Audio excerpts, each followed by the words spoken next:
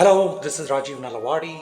Today we will dive into a Japanese phenomenon that shows how to change your life to achieve happiness. We'll be going through a brief review of the book Courage to be Disliked by Ichiro Kishimi and Fumitaka Koga. The title itself challenges the theme that is more prevalent today. Isn't the societal approval a fundamental human need? And it challenges a lot of what contemporary society holds dear to its heart, like popularity, social validation, and sort of fitting in.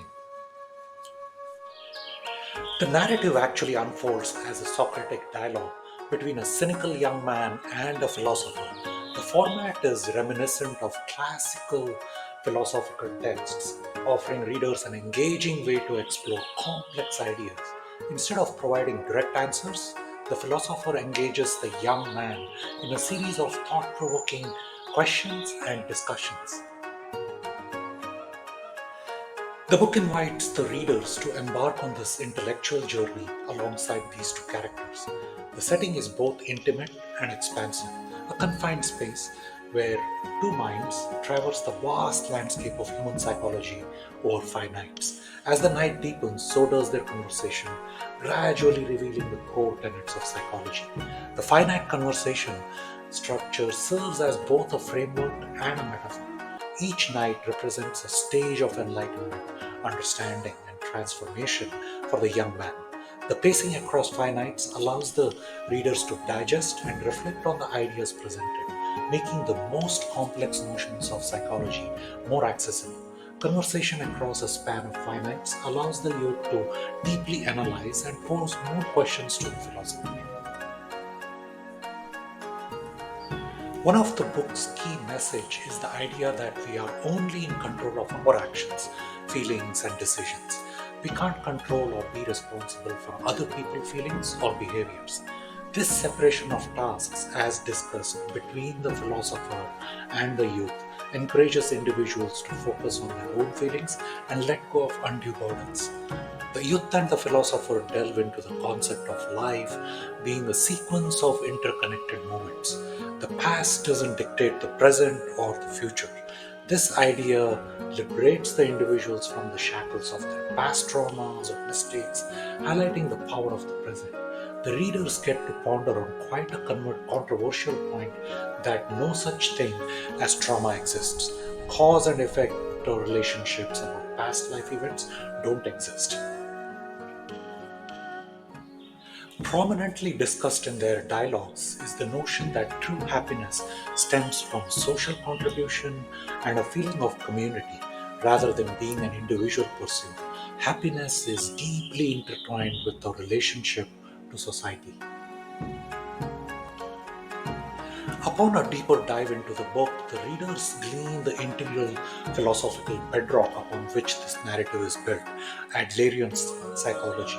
Named after its founder, Alfred Adler, this school of thought distinctively branches out from the better known theories of his contemporaries, like Freud. Adler started as a colleague of Sigmund Freud, but as time went on, significant theoretical differences led to their professional parting. While Freud often emphasized internal conflicts rooted in childhood experiences, Adler approached psychology with a mere forward looking perspective. Adler believed that people are driven by social interests and the desire to belong rather than by suppressed desires or past traumas. Several key principles emerged from the dialogue, representing Adler's foundational beliefs. One of Adler's groundbreaking ideas was the emphasis on horizontal relationships. Relationships based on equality and mutual respect, as opposed to vertical relationships that are based on some power dynamics and hierarchies. Through the conversations between the youth and the philosopher, we kind of grasped how this perspective can be transformational in addressing interpersonal issues. Adler believed that most of the challenges we face in life kind of boils down to problems with interpersonal relationships. This simplification offers a fresh lens through which we can view and address the myriad complexities of human existence. Central to Adler's Philosophy is the idea of Gemeinschaft, Gefühl, or community feeling.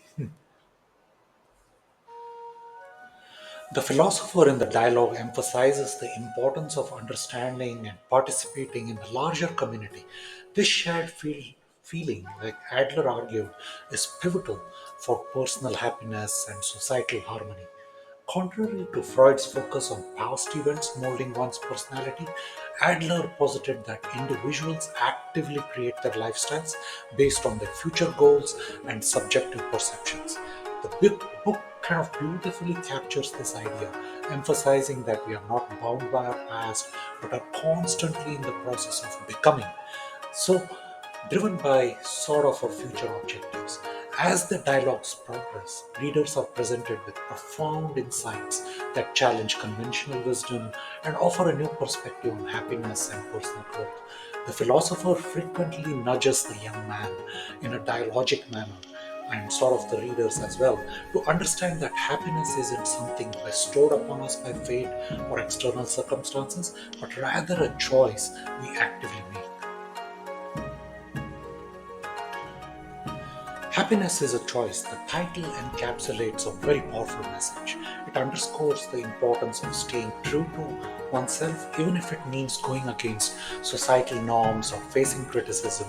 In essence, it's not about seeking to be disliked, but having the courage to be authentic. Throughout the conversation between the youth and philosopher, the theme of self acceptance repeatedly surfaces. The journey to happiness, as discussed, begins with accepting oneself with all our flaws, past mistakes, and imperfections. Self acceptance by emphasizing that our past doesn't dictate our present or future, the book encourages the readers to harness the power of the now, making the most of each moment, unburdened by past regrets or future anxieties. Power of the present moment. The dialogue between the youth and the philosopher is an amazing way to tackle the dense topic of psychology. The conversations between the youth and philosopher also renders a purpose of giving the readers a foothold, as the youth's skepticism often mirrors our own initial resistance. In many ways, the book allows the readers to feel they are part of a conversation undergoing the same transformative journey as the young man. Although in reality human emotions and behaviors exist in shades of grey, the book shines the light and speaks to a deep-seated belief and challenges societal norms. The idea of finding courage in being disliked is much needed in an age where social validation is often sought after. The book offers a refreshing perspective, highlighting the importance of authenticity and self-acceptance over external approval.